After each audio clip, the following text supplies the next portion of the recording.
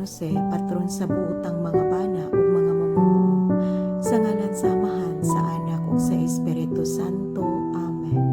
San Jose, kansang panalipod, labing malig-on, labing dako, labing andam at ubangan sa trono sa Dios, akong itungyan diha kanimo ang tanan kong mga tinguha ug pangandoy. O San Jose, tabangi ako pinaagi sa imong makusganong pagpangama ug pangayua gikan sa imong Diosnong anak, alam kanako ang tanang espirituhanong panalangin pinaagi ni Kristo among Ginoo aron sa akong pagkahilambigit niini ubos sa langit nun mong gahom, akong ikahatag ang akong pasalamat ug pasidungog ngadto sa labing mahigugmaon sa mga amahan.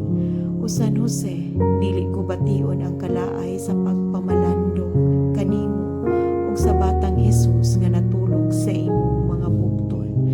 Dili ako mangahas sa pagduol samtang siya nagpahulay duol sa imong kasing-kasing.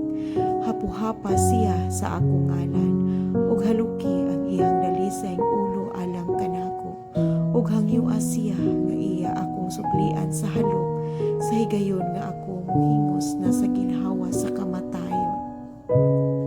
San Jose, patron sa mga kalag nga himalatyon, iampo mo ako sa ngalan sa Amahan, sa Anak ug sa Espiritu Santo.